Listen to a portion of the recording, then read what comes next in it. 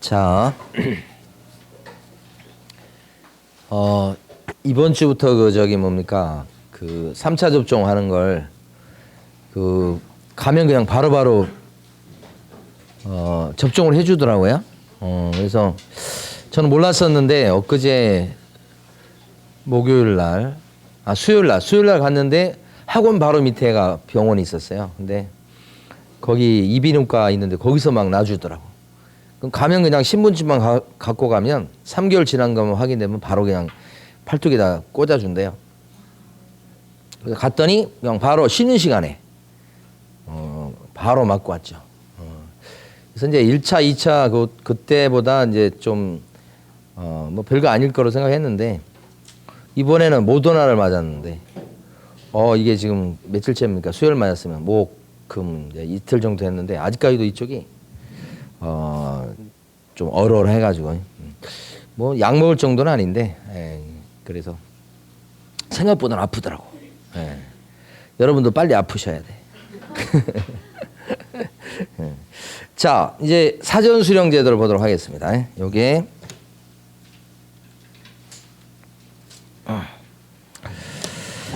자, 요 사람 그러니까 둘이 이제 거래할 때 여기 매수인 쪽이에요.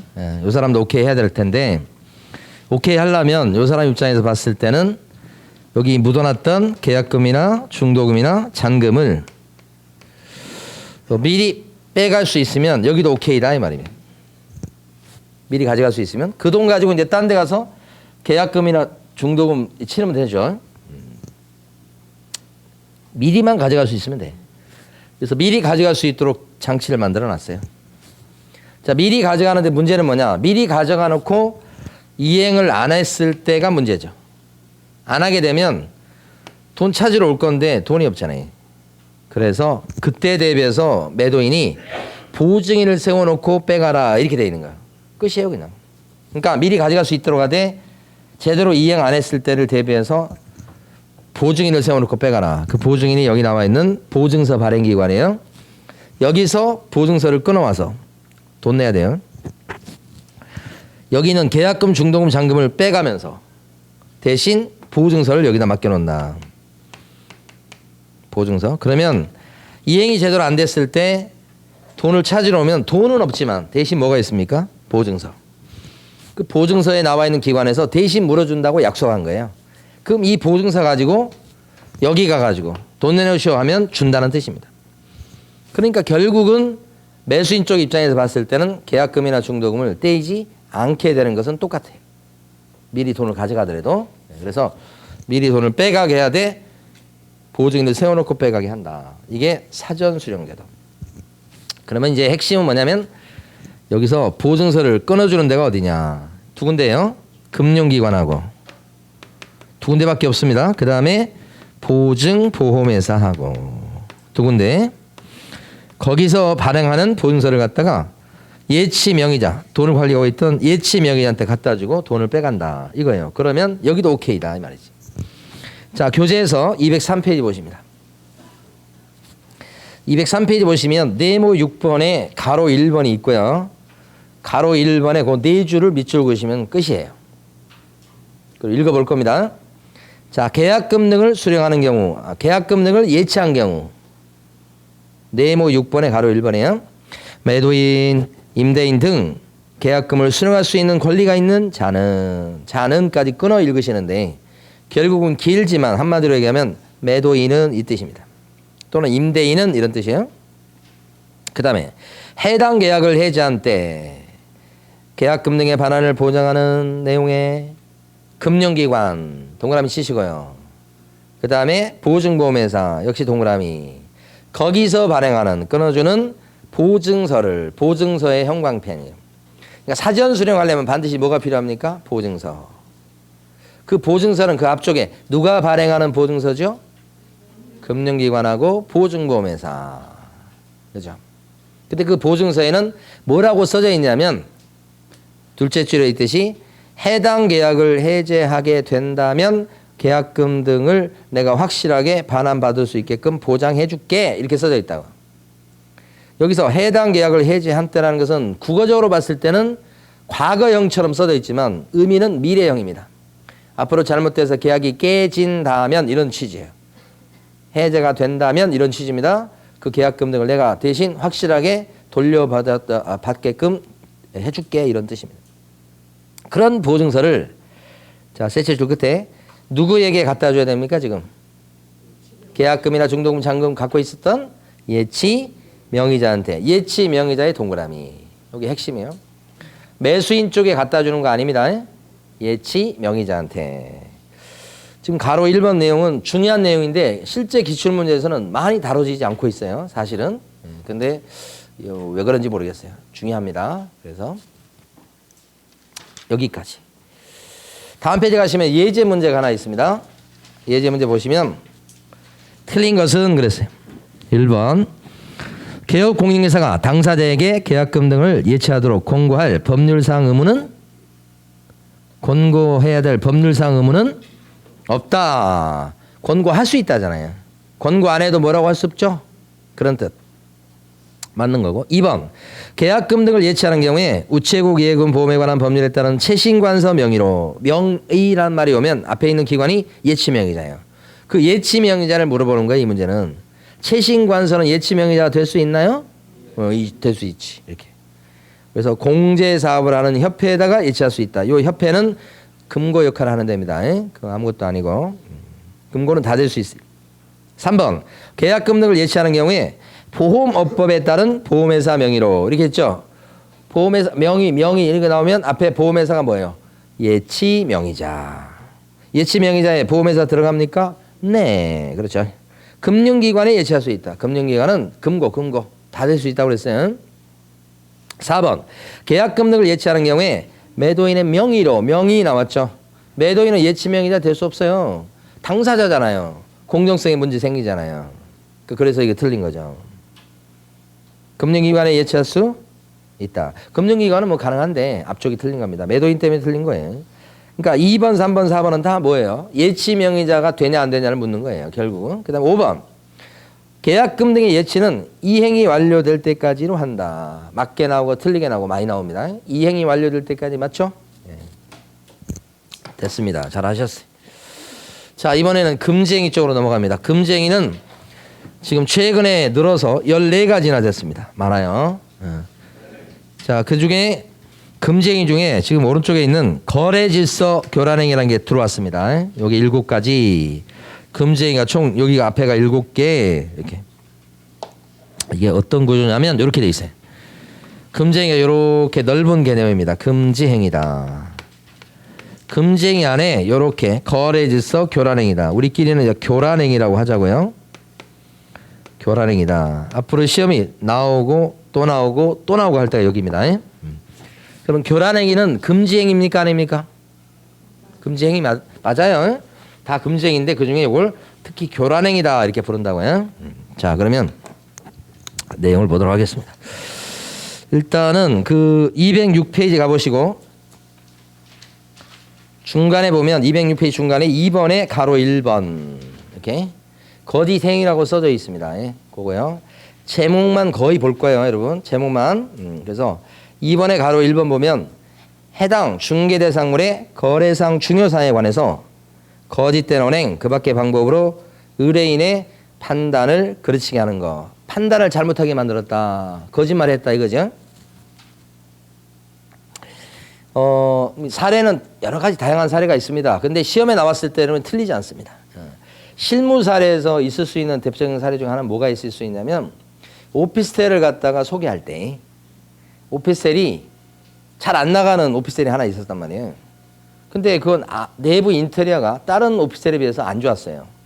그러니까 사장님이 어떻게 생각했냐면 이걸 어떻게든 세를 좀 놓고 계약을 해야 되겠으니까 다른 오피스텔을 보여준 겁니다. 이 오피스텔을 보여줄 수 있는 상황인데 여기 잠겨 있어서 키가 없어서 못 본다고 하면서 다 똑같다고 하면서 위층을 보여준 거예요. 근데 지금 요거 안 보여준 요 오피스텔은 내부 인테리어가 다른 거에 비해서 조금 안 좋아요. 그러니까 사람들이 보면 계약을 안 해. 딴 오피스텔 하지. 근데 그걸 안 보여주고 위에 걸 보여주면서 계약하게 만든 케이스가 있었어요. 이게 바로 판단을 그르치게 하고 속이고 거짓말한 거란 말이에요. 나중에 이제 계약을 나중에는 잔금 넣기 전에는 어쩔 수 없이 보여줬단 말입니다. 그러니까 이제 막 물려달라고 하죠. 결국은 또 이제 물려주고 그럴 수밖에 없었어요. 그게 바로 이겁니다, 이게. 시험 문제 나온다면 여러분 틀릴 수가 없는 거예요.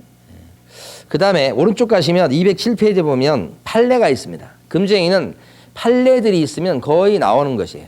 그럼 여기 지금 저희 교재에 보면 판례들을 이것저것 많이 소개해 놨습니다. 근데 그 중에서 알아야 될 판례들은 많지가 않습니다, 여러분. 다 나오는 게 아니에요. 자, 거기 중에서 판례 박스 중에서 오른쪽 페이지입니다. 1번, 그 세 줄 밑줄 그으시고 1번 세 줄. 이게 지금 부동산 그게 땅이 나왔는데 5억에 나온 땅이에요. 예를 들어서. 그런데 이걸 갖다가 10억에 팔아준 거예요. 끝내주죠. 지금 그 금액은 2배로 팔아준 건 맞는데 지금 옛날 사건이 돼서 금액은 지금 현재 금액으로 바꾼 거예요. 5억짜리 땅이었는데 10억을 팔아준 거예요. 그래서 5억을 더 남겼는데 그 5억 남긴 것을 땅 주인과 부동산 사장님이 사이좋게 2억 5천씩 나눠 가진 케이스예요. 그러면 실제 시세는 5억밖에 안 되는 걸. 뭐 좀 돼야 6억 정도밖에 안 되는 걸. 10억에 지금 사게 맞는 것은 바로 뭐예요? 판단을 그르치겠다. 요걸 줄여서 뭐라고 그러냐면 가격 조작이라고 하는 거예요. 가격 갖고 장난친 거. 이 정도 보시면 돼요. 자, 그 다음에 가로 2번에 보면 가로 2번이 이제 중요하죠. 초과보수입니다. 가로 2번 제목을 한번 보고요. 밑줄 그을 곳이 많지 않기 때문에 여러분 마음대로 밑줄 긋지 마시고 기다리세요. 초과중개보수라고 돼 있죠. 옆에를 한번 읽어보면 사례, 증여 그 밖에 어떠한 명목으로도 법정 보수 또는 실비를 초과해서 금품을 받는 행위라고 되어 있습니다. 오케이. 그럼 두 줄 읽었을 때 제일 중요한 단어는 뭐일 것 같습니까? 제일 중요한 단어. 제일 먼저 와닿는 단어. 초과죠, 초과. 응? 많이 받았을 때 금쟁이죠? 초과. 그 다음에 중요한 단어는 뭘 것 같아요? 컨닝도 실력이라고 그랬잖아요. 칠판에 한번 보세요. 빨간 게 뭔지. 받아 먹어야 금쟁이에요. 그러니까 많이 받는 게 금쟁이라고 해요. 초과. 그 다음에 받는 거. 이렇게. 두 단어가 중요한 거예요. 그럼 초과인데 앞쪽에 보면 무엇을 많이 받으면 안 된다고 돼 있어요? 앞쪽에 중개보수하고 실비. 실비는 뭐 큰 의미가 없으니까 복비를 많이 받으면 걸리는 거예요. 왜냐? 중개보수는 법정 상한선이 있거든. 이따가 이제 세체 시간이 나올 것 같은데 중개보수는 법정 상한선이 있으니까 그걸 100만 원인데 200을 받았다. 그러면 금쟁이 이렇게 되는 거죠. 그럼 핵심은 시험에서 나오는 핵심은 이게 나오는 게 아니고 이건 기본이고 자 부동산 사장님이 하는 활동이 중개만 있는 게 아니라는 거예요. 부동산 사장님이 하는 활동 중에는 중개 아닌 활동도 많아. 대표적인 것이 분양대행. 우리 첫 시간에 중개하고 분양대행은 다르다고 그랬어요. 중개는 어떻게 되는 거예요? 그때 A하고 B가 있을 때 제3자적 관점에서 연결시켜주고 소개시키는 게 중개. 알선하는 게 중개죠. 분양대행은 뭐예요? 그냥 연결시키는 게 아니고 분양대행은 A하고 B가 있는데 C라는 사람이 이쪽으로 가서 달라붙는다고 그랬죠. C가. 그래서 이 사람을 뒤로 밀쳐내고 A 대신 C가 계약을 해준다는 거지. 이게 뭐예요? 분양대행. 그러니까 한쪽 편을 드는 거예요. 이게 분양대행이죠. 응? 분양대행은 중개입니까? 아닙니까? 아니지. 중개는 중간에서 둘을 붙여주는 게 중개지. 붙여주는 게 아니잖아. 이건 한쪽을 대신하는 거잖아. 응? 분양대행은 중개가 아니기 때문에 분양대행을 해주고 한 채당 1,000만 원씩 땡겼어. 그러면 그것은 중개보수인가요? 중개보수가 아니지. 중개보수가 아니기 때문에 법정 한도가 없지. 법정 한도가 없으니까 이거 분양대행료를 1,000만 원 챙기든 2,000을 챙기든 안 걸려. 중개활동에 대한 보수만 많이 받으면 안 된다는 거예요. 자, 부동산 사장님들이 상가 중개할 때 영업권을 소개시키는 경우가 있어요. 교촌치킨. 1억에 권리금 1억에 그 가게를 인수받도록 하는 거예요.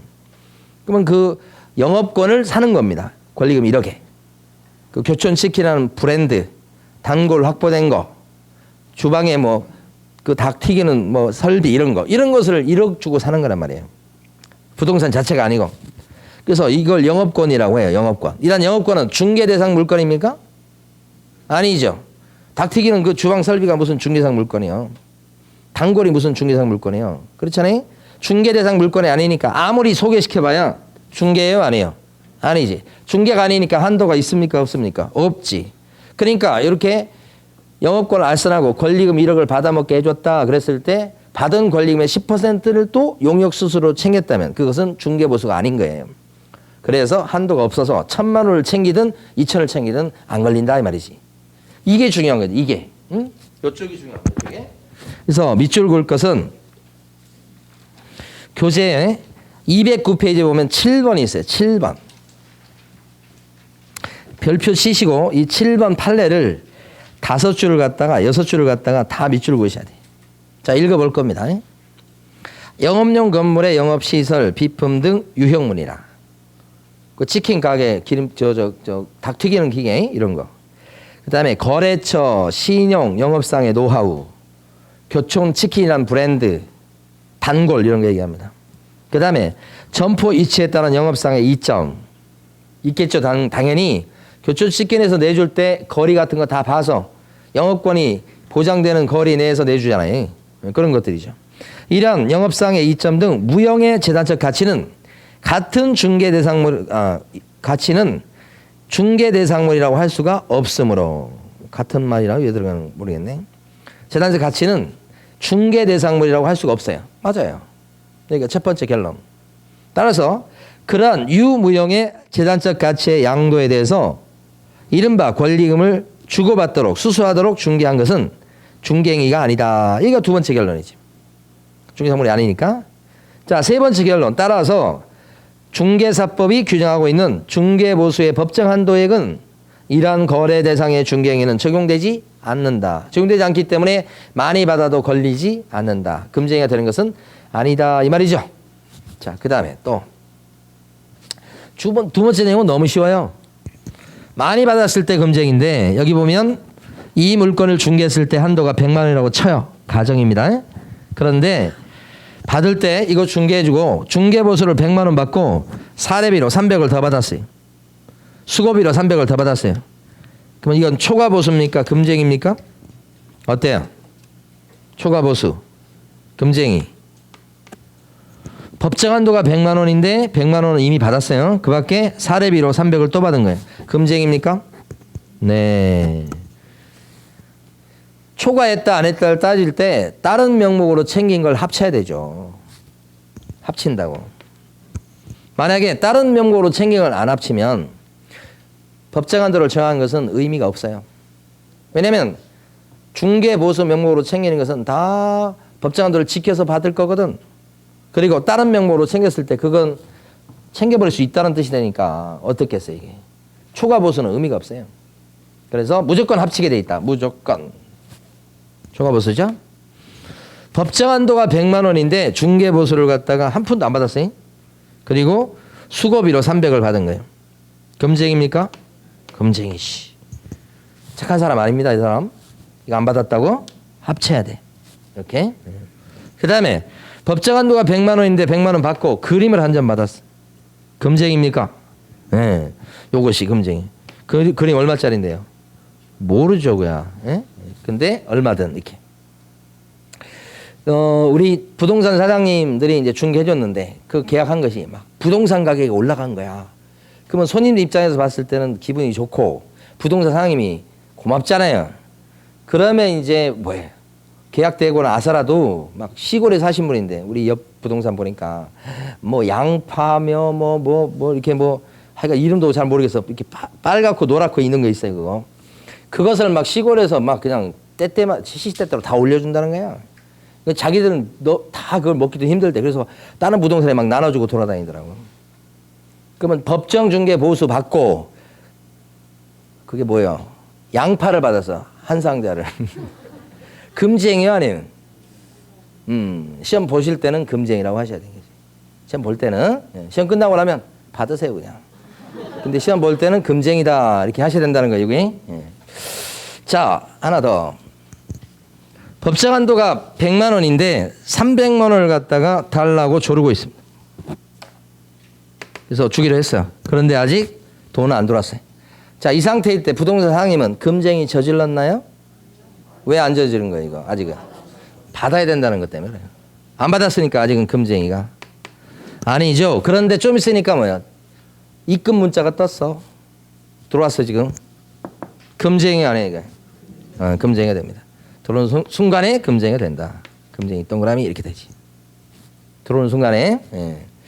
자, 근데 300만 원 받아가지고 이제 기분이 좋았는데 지금 200을 더 받았죠.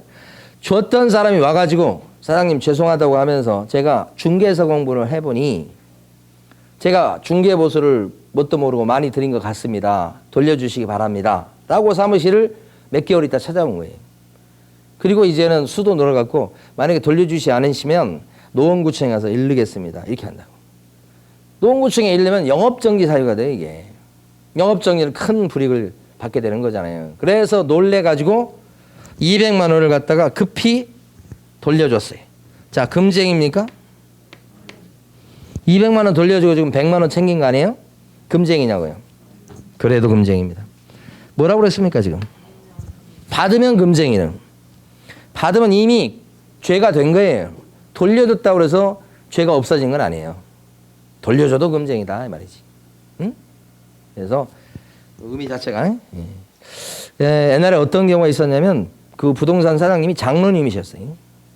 근데 예를 들어서 요 케이스 그대로 얘기하면 법정 한도가 100만 원이어서 100만 원을 갖다가 이제 요구했고 100만 원을 주면 괜찮을 텐데 그 손님이 200을 더 줬어. 그래서 300을 받은 거예요. 왜냐하면 그 손님이 너무너무 감사하대. 자기가 이거 안 드리면 자기가 너무 힘들 것 같아. 200을 더 준 거야. 그러니까 이 장로님인 부동산 사장님은 괜찮다고 하는데도 200을 더 준 거야. 그리고 나서 6개월 있다가 그 줬던 사람이 온 거예요. 그럼 이 사람, 이 부동산 사장님 같은 경우는 줘서 200을 더 받은 거예요. 금지행위 아니에요? 금지행위죠. 초과해서 받으면 금지행위예요. 요구를 해서 받든 아니면 자발적으로 줘서 할 수 없이 받든 간에 초과해서 받으면 걸리는 거라고. 그러니까 이 사람이 6개월 뒤에 와가지고는 그 장로님한테 많이 드린 것 같다고 200을 돌려주시라고 그리고 200만 원 더 달라고 안 그러면 노원구청에 가겠다고 이렇게 나온 거예요. 상습범 아닌가 몰라. 제가 이 케이스는 그 구청에 지적계에서 일하신 분들 그 분한테 직접 들은 얘기예요. 실제 그런 일이 있었단 말이에요. 그래서 할 수 없이 장로니 200 더 줬어. 그리고 무마가 됐어요. 그런 사람도 있으니까. 예. 자, 어쨌든 돌려줘도 뭐예요? 금쟁이다. 이렇게 되는 거지. 예? 그 정도 보시면 돼요. 예. 자, 그 다음에 이제 다음으로 넘어가 보도록 합니다. 이거 아니고, 요거. 여러분 교재는 210페이지 가보세요. 제일 위에 가면 가로 3번에 중개대상물의 매매업. 요즘 요게 시험에 잘 나와요. 별것도 아닌데. 중개대상물의 매매를 업으로 했다. 중개대상물이 뭐죠? 칠판에 보면 중개대상물에 들어간 게 뭐가 있어요? 지금 부동산이죠. 토지나 건물 같은 거죠. 임목 이런 거. 이걸 어떻게 했을 때 걸리냐? 샀다 팔고 샀다 팔고. 응? 그걸 뭐라고 그래요? 매매업. 직업적으로 했을 때 사고 파는 걸 반복적으로 했을 때 금쟁이로 걸린다 이 뜻이지. 매매업. 그러니까 요것은 가만히 보면 부동산 시장에서 일하시는 사장님이 보니까 이런 매매업을 하게 되면 거래 질서를 어지럽힌다고 보는 거죠. 그러니까 부동산 사장님은 중개에서 버는 돈보다 괜찮은 물건 잡았다가 팔고 괜찮은 물건 또 사서 팔고 이렇게 하면서 이득 남는 게 훨씬 큰 거니까 제대로 중개 활동을 하지 않지 않느냐 이 말이죠. 그래서 못하게 하는 거지. 금쟁이야. 그래서 여기 보면 부동산 사장님인데 토지를 샀다 팔고 합니다. 이러고 앉아 있습니다. 금쟁입니까? 금쟁이. 요 중개대상물에 들어가잖아요. 이것은 매매업이니까 반복적으로 하고 있잖아요. 그러면 걸리는 거 이렇게 됩니다. 자, 밑에 있는 거 두 번째 봐봐요. 이제 밑에 있는 거 건물에 대해서 임대 사업을 하십니다. 금쟁입니까? 요거 금쟁이가 아니죠. 왜 그래요? 건물은 중개대상물에는 들어가죠. 그런데 여기요. 임대업은 괜찮아요. 그러니까 나중에 여러분들이 부동산 하시면서 돈을 많이 모으셔서 원룸이라든지 아니면 상가에 대해서 임대 사업을 하신다. 괜찮아요. 훌륭한 일이에요. 법에 걸리지 않습니다. 그런데 매매업은 걸리는 거예요. 두 개 구별되는 거예요. 만약에 건축 자재 있죠. 건축 자재, 시멘트라든지 이런 건축 자재에 대해서 매매업을 합니다. 금쟁입니까? 아닌 것이. 매매업은 하지 말란 짓이지만 여기서 건축 자재는 부동산 아니잖아요. 그렇죠? 그러면 이것은 중개 대상물에 들어가지 않잖아요. 그래서 금쟁이가 아니다. 금쟁이는 중개 대상물에 들어가고 매매업을 했을 때만 금쟁이. 그랬을 때만 걸린다. 이렇게. 그래서 가로 3번에 동그라미 3번에 보시면 밑에 가로 3번에 동그라미 3번. 중개 대상물의 매매업은 금쟁이가 맞지만 임대업에 대해서는 금쟁이로 규정하고 있지는 않다. 거기 딱 밑줄 그어두시고. 그 다음에 쭉쭉 넘어가셔서 이제 중요한 데가 나왔습니다. 212페이지.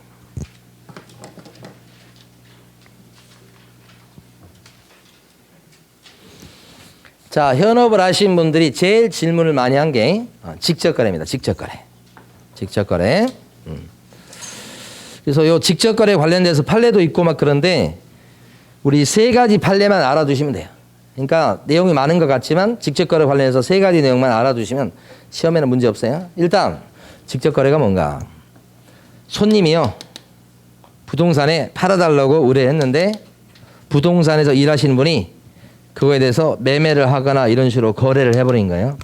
손님이랑 거래하고 계약하는 것을 직접거래라고 해요. 손님이랑. 이렇게 되면 만약에 손님과 거래할 수 있다고 한다면 질서를 어지럽힐 수 있어요. 중개하는 것은 별 볼 일 없어요. 그냥 손님 중에 싸게 나온 물건들이 있으면 자기가 찍어서 팔아서 이득을 남기는 게 훨씬 돈을 많이 벌어요. 뭐하고 뭘하고 중개하고 있어요. 그죠? 그래서 직접 거래는 부동산 시장 일하시는 분들은 못하게 돼 있다. 그러나 나중에 여러분들이 자격증을 따시고 사무실을 딱 오픈하는 순간부터 직접 거래를 여러분들은 하려고 노력하실 거다.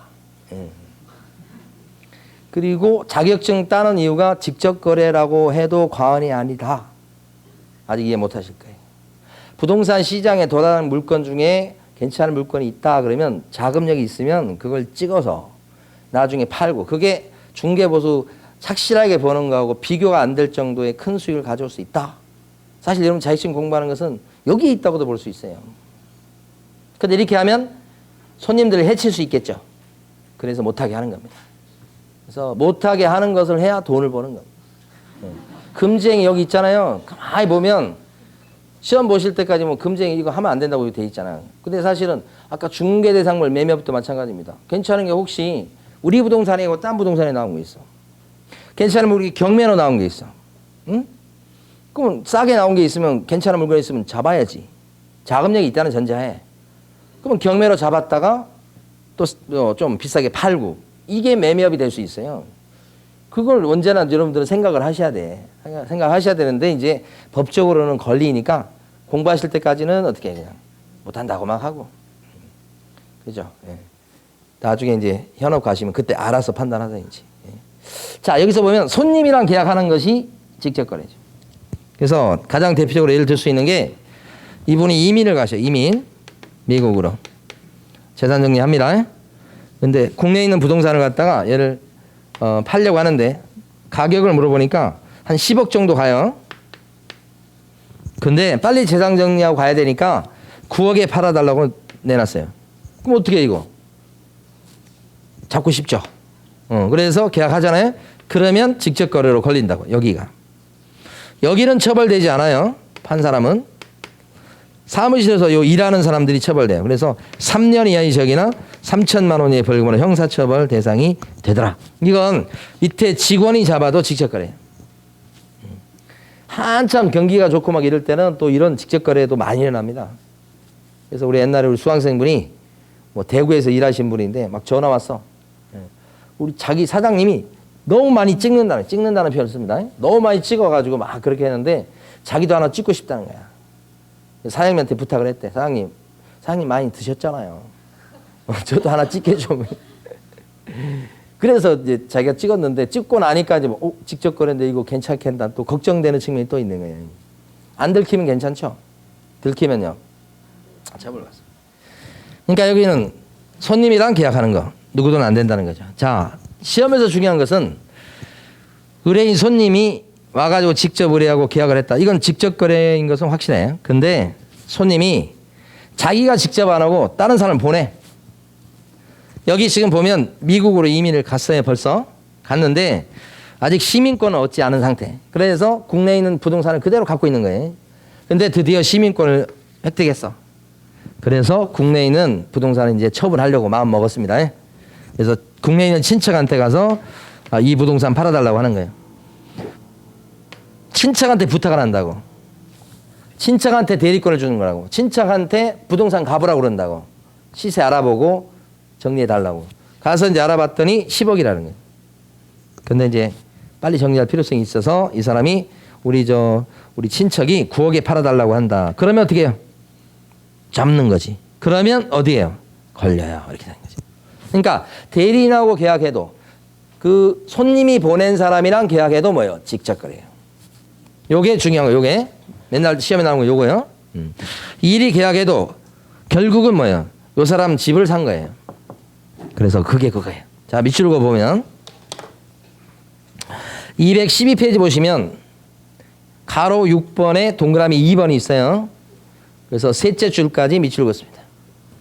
자, 직접 거래 대상이 되는 의뢰인의 범위는 중개 대상물의 소유자뿐만 아니라 해당 물건의 거래에 관한 대리권을 소유받은 대리인이나 거래에 관한 사무처를 위탁받은 수임인도 포함된다. 여기까지. 그러니까 직접 거래 상대방은 대리인, 수임인은 일처리를 맡아서 온 사람을 얘기합니다. 그 사람이랑 해도 다 직접 거래가 된다. 이 말이지. 자, 근데 조금 더 나가서 이쪽도 직접 거래가 될 수 있어요. 이 사람이 전세방을 구하러 왔습니다. 그랬더니 부동산 사장님이 빌라를 갖고 있었고 빌라가 비어 있어. 그걸 이 사람한테 보여줬어요. 빌라인데도 이 사람이 마음에 들어해서 막 좋아해요. 그래서 이 사람이랑 전세 계약을 체결했습니다. 빌라에 대해서. 사장님 소유의 빌라에 대해서. 이것도 직접 거래입니다. 그러니까 직접 거래라고 하는 것은 손님이랑 의뢰인과 계약하면 파는 쪽이든 사는 쪽이든 전세 놓는 쪽이든 전세 얻는 쪽이든 다 직접 거래에 해당될 수 있다는 뜻입니다. 이게. 그래서 이쪽도 직접 거래 되겠다. 이것은 뭐 기본이고. 자, 두 번째 갑니다. 이제. 이렇게 되면 직접 거래가 되니까 부동산 사장님은 부동산을 거래 못 한다는 겁니까? 어때요? 거래할 수 있는 방법이 있죠. 어떻게 해야 되느냐. 지금처럼 하면 돼요. 칠판에 있는 것처럼. 부동산 사장님인데 갑하고 매매 계약을 체결했어. 그런데 직접 거래가 안 돼 이게. 왜냐? 이 사람은 팔아달라고 을 부동산에 의뢰한 거예요. 근데 을 부동산에서 소개시켜가지고 같은 부동산님이 산 거지. 그러니까 부동산 사장님이 계약을 했지만 다른 부동산이 중간에 끼어가지고 만약에 매매를 했다, 전세 계약을 했다. 그렇게 되면 이건 직접 거래에 해당되지 않는다. 중간에 다른 부동산이 끼면 괜찮아요. 자기가 직접 의뢰받은 게 아니고 요리 의뢰 들어갔는데 소개받은 거예요. 괜찮아요. 이렇게. 그래서 자, 어디 가시냐면 교재 214페이지 가시면 제일 위에 5번인가요? 5번 판례가 있습니다. 자, 5번 판례를 잘 읽어보셔야 됩니다. 잘 나옵니다. 자, 개업공인중개사가 214페이지 제일 위에 5번. 자, 개업공인중개사가 매도인으로부터 팔아먹는 사람, 매도 중개 의뢰를 받은 다른 개업공인중개사의 중개로 부동산을 매수하여 이렇게 돼 있죠. 매수하여까지 끊어서 읽으시고, 끊어서 이렇게 읽으시고, 여기까지가 이 장면이에요. 이 장면. 그러니까 매도 중개 의뢰를 받은 다른 부동산의 소개로 뭐요? 매수하여 이런 뜻이죠. 직접 거래 아니죠. 자, 다시 이제 이번에 팔아먹습니다. 매수 중개 의뢰를 받은 또 다른 개업공인중개사의 중개로 매도한 경우. 매수 중개 의뢰를 받은 여기요. 매수 중개 의뢰를 받은 또 다른 부동산의 소개로 매도한 경우. 그죠? 다른 부동산이 끼어가지고 팔아먹었다는 뜻입니다. 그러면 어떻게 돼요? 직접 거래에 해당되지 않는다. 요 5번 별표 치시고 맨날 나옵니다. 그러니까 나오는 판례들이 딱 정해져 있고 그거 위주로 출시됩니다. 벗어난 거의 없어요. 벗어난 경우가. 자, 근데 올해 새로 나온 판례가 하나 있습니다. 자, 지금부터 볼 겁니다. 칠판에 없지만 제가 옆에다 그려 볼 거예요. 여러분은 이제 상식적으로 판단해 보세요. 여기 집이 있어요. 이게 갑의 집이에요. 그런데 을이라는 부동산 사장님한테 이렇게 전세 놔달라고. 전세입니다. 의뢰가 들어온 물건입니다. 전세 놔주세요. 이렇게 된 거예요. 근데 을이 병을 소개시켜서 병이 갑이랑 이렇게 전세 계약을 체결한 거예요. 이건 중개라고 볼 수 있죠. 어떻게 보면. 나 알고 보니까 병이 요 을이라는 개업공인회사의 남편이에요. 남편. 이렇게. 여기가 아내예요. 아내. 둘이 부부지간이에요.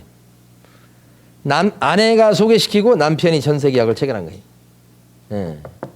그리고 을하고 병이 둘이 요 집에 들어가 살아. 그러니까 전세 얻었으니까 을하고 병이 동거를 하죠. 같이 살아 이렇게. 요 집에. 예. 그랬을 때 같은 집안이잖아요. 어떻게 보면. 그러면 이 전세 계약은 직접 거래입니까? 아닙니까? 이거. 직접 거래예요? 아니에요? 요게 문제가 된 겁니다. 예. 그런데 결론적으로 직접 거래가 됐어요. 이제. 예. 자, 옛날에는 부부 별산제 이렇게. 남편과 아내는 재산은 별개다. 별산제 이렇게. 얼마 전에 TV에 어떤 변호사가 나와서 얘기하더라고요. 예. 남편이 진 빚을 아내가 갚아야 됩니까? 남편이 진 빚을 아내가 갚을 의무가 있습니까? 갚아야 돼요? 갚을 필요 없다고 상담하던데. 왜요? 부부 별산제예요.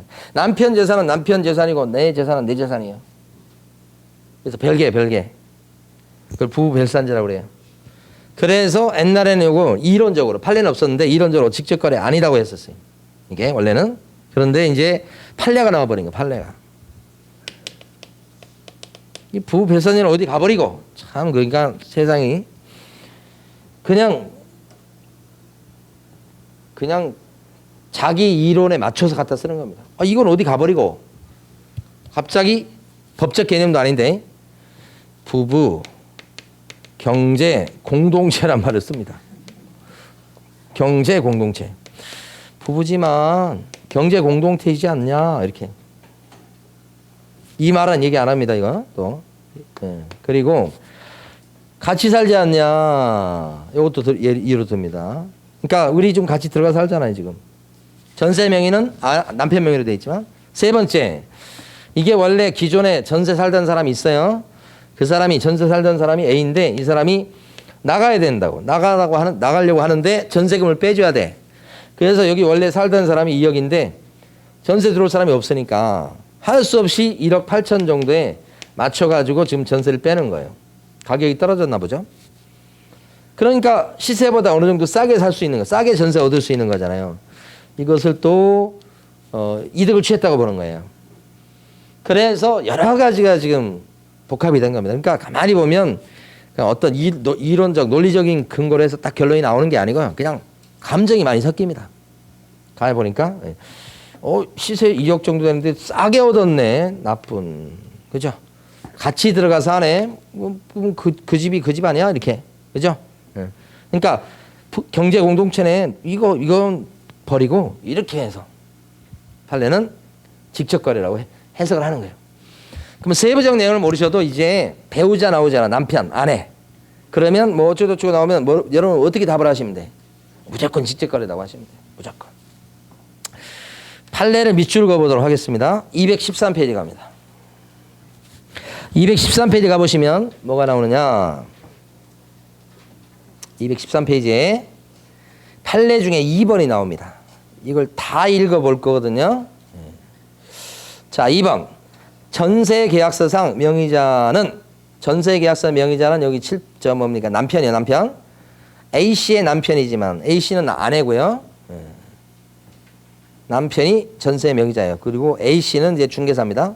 이들은 부부관계로서 경제적 공동체 관계이고 A씨는 아내예요. 아내가 해당 아파트에 실제 거주했고 집주인에게 자신이 중개하는 임차인이 남편이라는 사실을 알리지 않았을 뿐만 아니라 이거 얘기해 줄 의무 있나요? 전 이건 좀 납득하기 힘들어요. 아니 지금 임차인이 남편인 것을 꼭 알려줄 의무가 있나요? 좀 이상해. 근데 뭐 결론 내려고 그러면 뭘 못 갖다 붙이겠습니까? 응?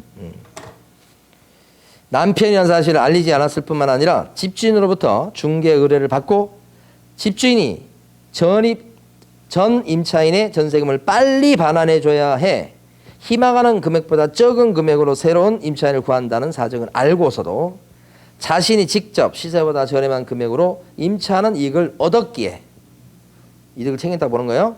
직접 거래 금지 규정의 취지를 정면으로 위배했다. 그죠? 그래서 직접 거래라고 보는 판례입니다. 내용이 좀 복잡하긴 합니다. 그래서 요 판례. 세 가지 봤습니다, 지금. 대리인하고 해도 직접 거래다. 두 번째, 다른 부동산이 껴있을 때는 직접 거래로 보지 않는다. 세 번째, 배우자를 소개시켰을 때 요건 직접 거래로 본다. 이렇게 세 가지 판례 본 거예요. 됐어요. 그 다음에 또 가봐요, 이번에. 자, 7, 8에 있는 거. 여기 쌍방대리라는 말이 있어요. 자, 요 말을 봅니다. 양쪽한테 대리권을 받는 걸 얘기합니다. 쌍방대리가.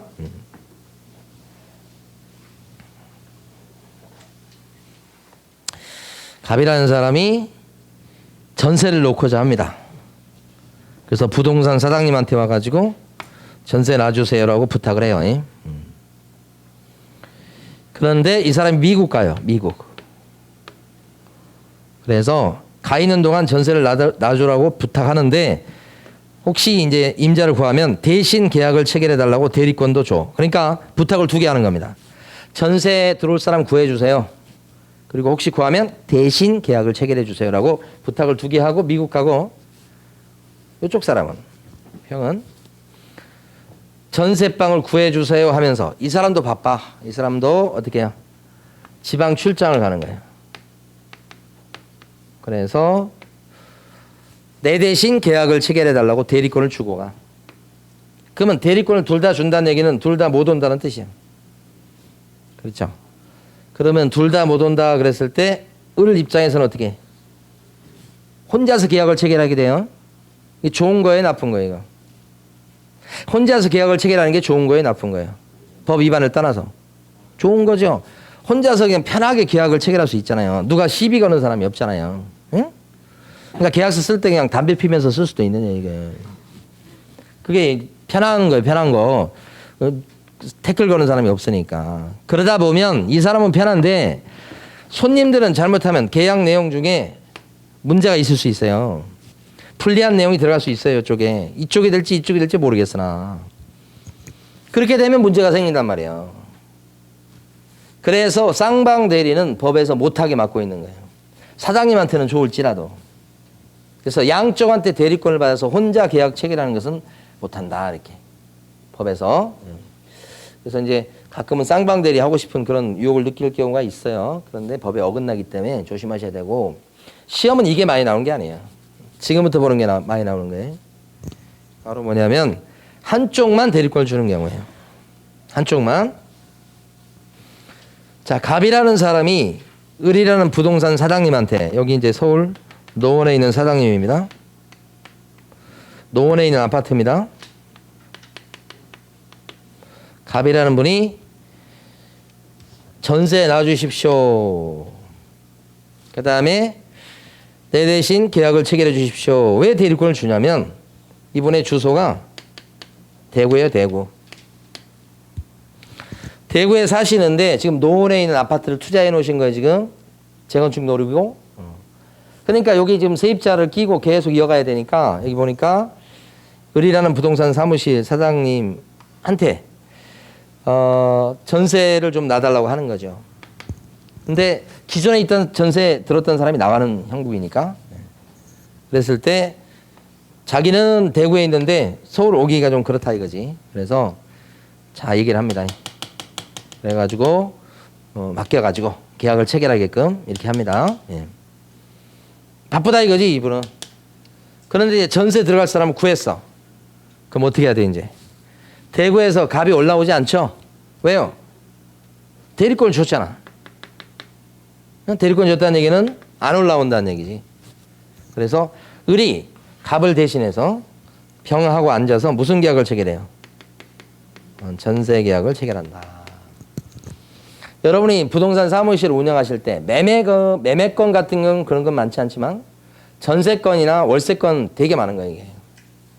이건 지역적으로 많이 떨어져 있기 때문에 막 직접 올라와서 1000에 70짜리 계약하는데 그것 때문에 올라오거나 그러진 않을 거죠. 그러니까 부동산 상임한테 맡겨서 계약하는 경우 되게 많다고요. 그럴 경우에. 그러면 이게 뭐예요?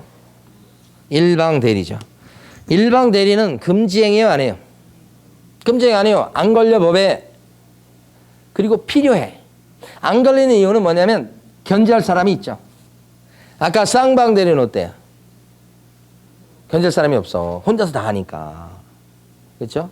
근데 일방 대리는 견제할 사람이 있으니까 괜찮다. 네? 그래서 일방 대리는 허용되고 있어서 시험에 일방 대리가 많이 나온 거예요. 금지행위 아니죠? 그래서 밑줄 그어봐요. 교재 212페이지에서 동그라미 3번 에서 하나, 둘, 셋, 넷, 다섯에서 7째 줄로 내려오시고 7째 줄에 뭐라고 써되냐면 다만 기억번 개업 공인중개사가 거래 당사자의 일방만을 대리하여 계약을 체결하는 일방 대리는 그러한 염려가 적기 때문에 손님들을 해칠 염려가 적기 때문에 금지행위에 해당되지 않는다. 여기 딱 밑줄. 거기만 물어봅니다. 일방 대리. 됐습니다. 쭉 넘어가셔서 이제 어디 가시냐면 215페이지 가보셔요.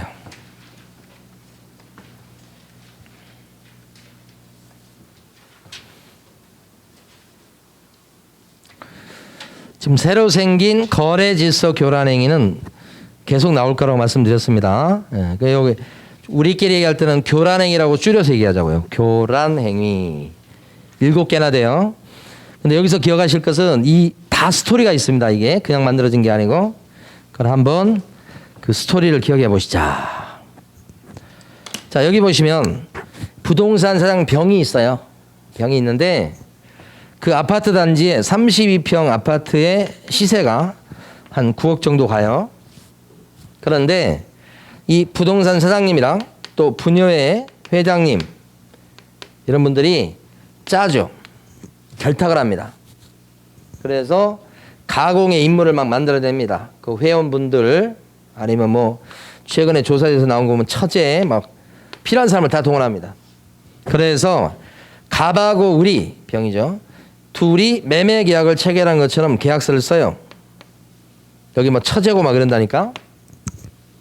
계약서를 써가지고 진짜 거래하는 건 아닌데 실거래가 신고를 해요. 얼마로요? 10억으로. 그러면 실거래가 사이트에 얼마로 올라가냐면 10억으로 올라가. 이렇게. 이것이 목적이에요. 그래 놓고 자기들은 계약을 깨죠. 그러면 이제 실거래가 사이트에 10억이 올라갔으니까 사람들 A가 와가지고 32평 아파트 얼마요? 라고 물어볼 거예요. 물어봤을 때 병이 뭐라고 대답할까요? 10억이라고 얘기하지. 그러니까 이 사람은 뭐예요? 놀라운 표정을 짓겠죠. 9억 아니었어요? 그렇겠지. 그러니까 뭐요? 이걸 보여줍니다. 요새 많이 올라가는 추세예요 하면서 10억짜리를 보여줘. 10억으로 거래됐네? 이렇게. 이 사람이 이제 이것 때문에 또 10억에 또 도장을 찍어. 다음에 또 B라는 사람이 또 옵니다. 저 아파트 단지 와서 30평 아파트 얼마요? 그랬더니 10억. 이렇게. 놀래 이제. 언제 10억이 됐냐고. 요새 다 10억이라고. 이거 보세요. 이거 두 건이나 있잖아. 이렇게. 그러면 이 사람도 어떻게 믿고 10억 이렇게. 이거 말씀드리다 보니까 우리 그 길 가다 보면 그 쓰레기 버리는 데 있잖아요. 요즘은 그런 게 지금 좀 드물긴 한데 누가 한 명이 거기다 쓰레기 버리잖아요. 그러면 두 번째 사람, 세 번째 사람은 좀 가벼운 마음으로 버리게 되잖아요. 이 사람들 마찬가지야. 그래서 이게 쌓이니까 그 다음부터는 이 아파트 단지 가격은 9억이 아니고 10억으로 올라가더라 이런 얘기죠. 이 최근에 막 부동산 가격을 올리게 하는 여러 가지 요인 중에 이것도 들어가 있습니다. 이런 것도. 서로 아파트 단지에서 막 경쟁적으로 가격을 올리는 것도 들어가 있는 거예요. 그럼 우리 아파트 가격만 올라가나? 다 올라가는데 사실은. 저는 요새 이제 뭐 사람마다 그 생각이 틀릴 수 있으나 요새는 지금 기사 나온 거 보면 어제 뭐 동탄 뭐 얘기 나왔더라고. 10억을 눈앞에 뒀는데 갑자기 가격 떨어졌다고 한숨 진다고 나왔더라고. 이 신문에 인터넷 기사에 뭐 하는 짓인 거예요, 지금? 그전에는 뭐라고 기사 썼었어요? 부동산 가격이 너무 올라간다고 기사 썼던 곳들 아니에요? 근데 이제는 가격 떨어지니까 한숨이라고 또 기사를 씁니다.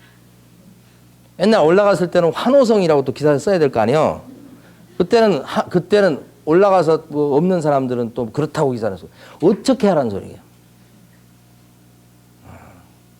그 다음에 코로나 이것도 마찬가지. 옛날에는 그렇게 위드 코로나 하라고 막 그렇게 써요. 이제 환자가 많이 생기니까 그거 안 했어야 된다고 기사 써요. 그거 어떻게 그냥 찢어버리고 싶어요. 그런 거 그냥 그 기사를. 그 뭐예요? 어떻게 하자는 얘기 도대체. 이런 게 한두 개가 아니에요. 무슨 다중인격자도 아니고. 죄송합니다. 이렇게 하는 사람들이 있단 말이에요. 그래서 이렇게 해서 10억까지 올린단 말이에요. 이렇게. 이걸 뭐라고 그런다고요? 시세 조작 이렇게. 그러니까 사례를 이해하시되 시험에는 조문이 그대로 나와요. 조문을 많이 읽어두시면 돼. 자, 215페이지. 가로 8번에 보면 제목이 세 줄이 있죠. 굵은 줄만 읽으시면 돼. 읽어볼게요. 부당한 이익을 얻거나 제3자에게 부당한 이익을 얻게 할 목적으로. 그 다음에 형광펜 칠하시죠. 거짓으로 거래가 완료된 것처럼 꾸미는 등 이거예요. 여기가 가장 중심이 되는 단어입니다. 거짓으로 거래가 완료된 것처럼 꾸몄다. 이게 바로 교란행위지. 그 다음에 중개대상물의 시세에 부당한 영향을 주거나 줄 우려가 있는 행위 이렇게 되죠. 나머지는 그냥 그런 얘기예요.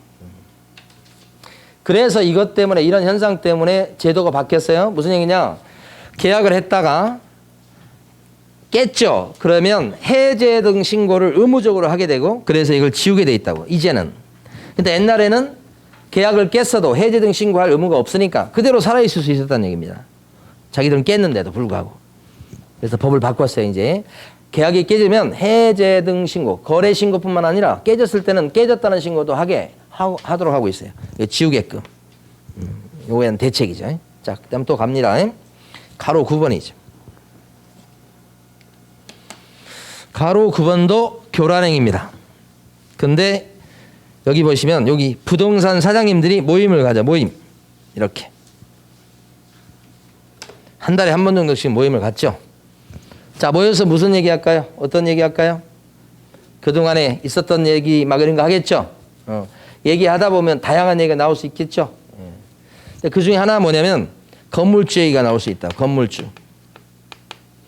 이 사람은 그 지역에서 부동산을 많이 갖고 있어요. 원룸 빌딩도 갖고 있고 상가도 갖고 있고 부동산을 많이 갖고 있어. 그래서 이 건물주 갑이 부동산 사무실에다가 원룸 요거 세 좀 놔달라 이렇게 부탁을 하고 해서 했는데 중개보수를 잘 안 주려고 그래. 많이 깎으려고 그래. 막 중개보수 받으려고 그러면 나 딴 부동산 간다 막 이렇게 해요. 그걸 갑질이라고 그래. 그래서 이름이 갑이요. 그렇게 하니까 그게 지금 여기 좀 쌓일 거 아닙니까? 여기는 사실은 좀 어떻게 보면 좀 고객 입장이니까 함부로 할 수가 없는 입장이잖아요. 그런데 여기서 이제 어떻게 해? 원성이 막 튀어나오겠지. 그래서 술 마시면서 회의 결과가 뭐예요? 야, 우리 갑질하는 저 건물주 물건 중개하지 말자는 거지. 응? 잘 단합이 되면 그래도 효과 있을 수 있죠. 이 물건 중개하지 말자 이렇게. 그게 바로 이거예요. 담합이에요. 담합. 아니면 또요. 여기 있는 부동산들이 모여 있다고요. 지금 눈 감고 지금 그럴 때가 아니고 사장님들이 모여 있다니까. 사장님이 모여 있어요 지금. 그래서 욕을 한다고. 욕. 잠자는 사람 욕을 할 수도 있어 지금. 근데 졸고 있으면 어떡해. 그런데 뭘 욕하느냐. 지금 어떤 일이 있었냐면 식당 자리가 있었는데 그 식당에 이게 망해서 나갔거든. 여기 부동산을 차린 거야. 두 부부가. 그러니까 두 부부가 부동산 차려서 이제 얼마나 열심히 하겠어요. 온 동네를 돌아다니면서. 이 회원 중개업소가 50군데. 그러니까 긴급 대책회의를 한 거지. 이 사람이 막 돌아다니고. 그래서 회의 결과 어떤 결과가 나왔겠어요? 응? 어떤 결과? 여기는 요 비회원이죠. 비회원. 왕따 시키자는 결론이 나왔겠죠. 저 비회원 업소하고 저 공동 중개한 사람 제명. 그죠? 길거리에 만나도 뭐요? 인사도 안 되고. 그죠? 앞에 지나가면 뭘 뿌리고 뭐 이런 거 있잖아요. 자기 나름대로는. 근데 나중에 저는 두 입장이 다 돼봤거든요. 어떤 경우는 이런 분도 막 전화 오신 분도 계시고 왕따 당했다고 억울하다고 막 하는 분도 계시고 이쪽 쪽 여기가 지금 용산 지역 사건인데 이쪽에서는 자기 나름대로 자기들은 이제 그동안 권리금도 주고 들어오고 막 이런 사람들인데 권리금도 없이 들어와서 하니까 여기도 이제 불만이 있는 것은 어떻게 보면 당연합니다. 뭐 이쪽에서 뭐 무슨 뭐 그거 한다기보다는 여러분이 그 입장이 돼 보시면 이해가 되는 측면이 있어요. 이분들 입장이 돼 보면. 근데 이분 입장도 그렇죠, 뭐. 그래서 이제 여기서 담합을 해서 피회원에 대해서는 왕따 시키기로 한 거예요. 그래서 지금 머리를 감싸고 있는 거예요. 지금 왕따 당해서 이게 금쟁이라는 거예요. 그래서 이제 이런 행태가 시장에서 많이 벌어지니까 이건 부동산 사장님이 담합을 해서 지금 배척을 시키는 거죠, 지금. 네, 그래서 자 여러분 215페이지 가로 9번에 거기 나와 있는 그 저기 그거 있잖아요. 그 굵은 글씨로 된 거. 네, 요거 봅니다. 그거 시험 문제에는 요 저 지문 요 저 조문이 그대로 나오니까 자 단체를 구성해서 여기까지 보고 쉬겠습니다. 단체를 구성해서 단체란 말에 동그라미 쳐주시고 특정 중개 대상물에 대해서 중개를 제한하거나 이거죠 이건 특정 중개 대상물에 대해서 중개를 제한한다. 중개해주지 말자고 하는 거죠. 요거 하나. 자 두 번째 내용은 단체 구성원 이해의 자와 비회원령 단체 동그라미 치시고 단체 구성원 이해의 자와 공동중개를 제한한다 이거죠. 이거 왕따 시키는 거 이런 행위를 우리 부동산 사장님 단체에서 뭐요 담합을 하는 것이죠. 이 금쟁입니다. 형량이 3년 이하의 적이나 3천만 원이면 벌금이니까 되게 센 겁니다. 여러 군데 나옵니다. 이 교란행위는 걸쳐 있는 내용이 여러 군데 걸쳐 있어요. 그래서 공부하실 때 교란행위는 따로 또 암기도 하시고 기억도 하시고 그래야 돼. 교란행위 7개 중에서 2개 봤습니다. 쉬었다가 나머지 5개를 보겠습니다.